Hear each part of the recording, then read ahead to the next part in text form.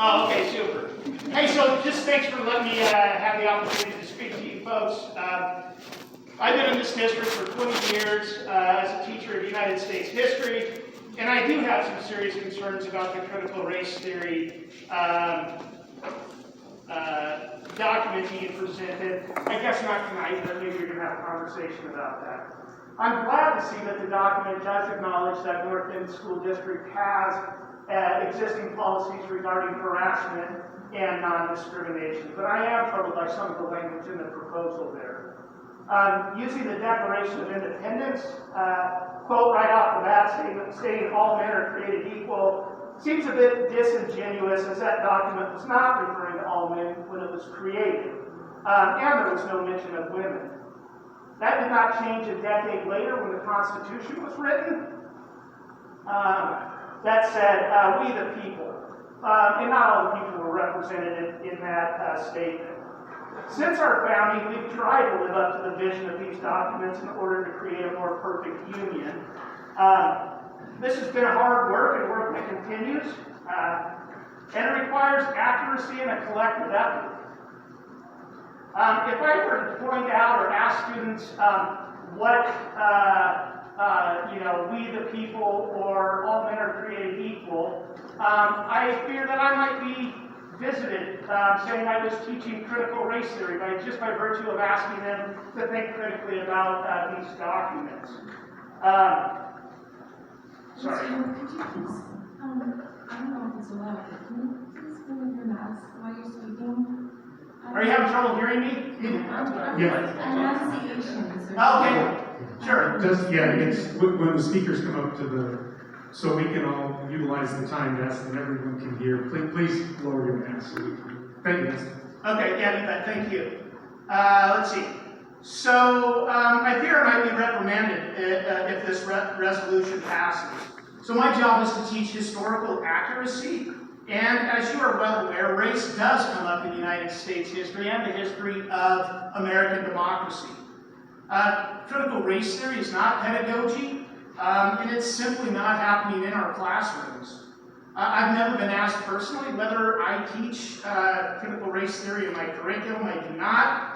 In fact, I only became aware of this theory during the spring when groups like the Heritage Foundation, with the backing of political groups with deep pockets, started using the term to refer to anything related to racial equity and swamping school board meetings across the nation to create chaos. I have to say, I think we as a community and as a school district are better than that. Better than this attempt.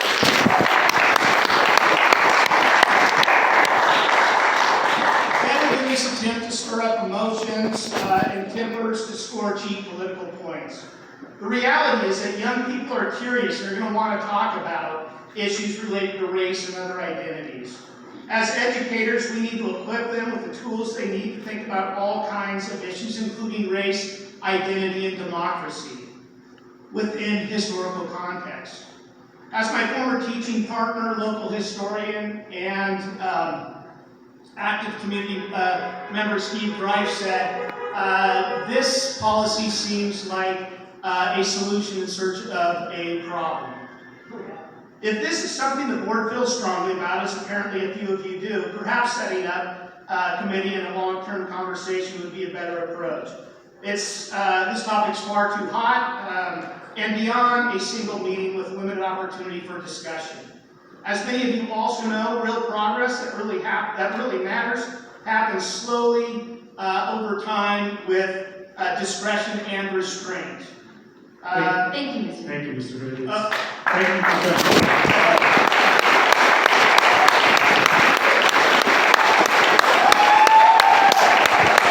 Patriot!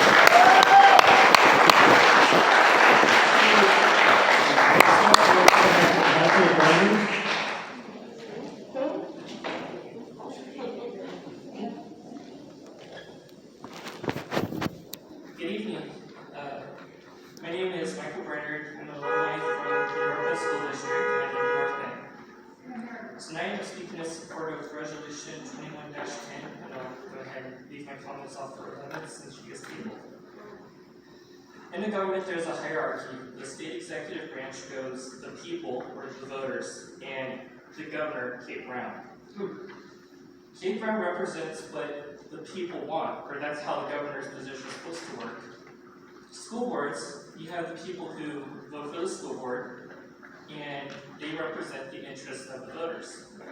And then the school board votes on what they would like to see happen with the schools, and then the superintendent goes ahead and executes what they're asking.